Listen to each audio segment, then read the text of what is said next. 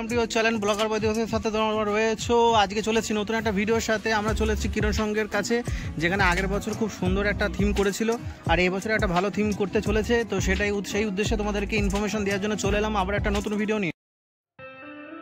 Hello guys, আমরা চলে এসেছি কিরণ সঙ্গের কাছে। তোমরা ফার্স্টেই ভিডিওটা অবশ্যই শুরুতে দেখতে পেয়ে গেছো। আর যাদের আর কি কোয়ারি রয়েছে যে কোথায় বর্ধমানের কোথায় কীরকম থিম রয়েছে না রয়েছে, সেটা অবশ্যই তোমরা আমার চ্যানেলে দেখে নিতে পারো।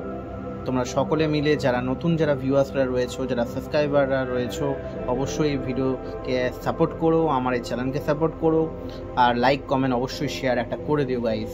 তোমাদের জন্যই এই এত অক্লান্ত পরিশ্রম করে এই রকম ভিডিও তোমাদের জন্য নিয়ে আসা, তোমাদের সামনে তুলে ধরা।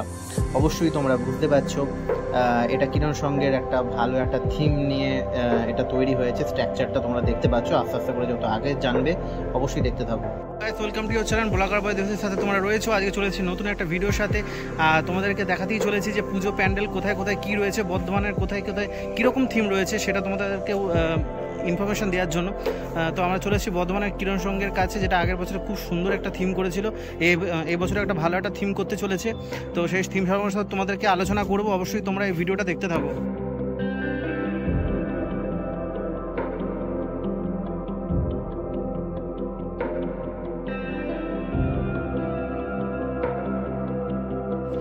অবশ্যই বন্ধুরা, যারা আমার ভিডিওটা মন দিয়ে দেখছো তাদেরকে জানাই অশেষ আন্তরিক ধন্যবাদ।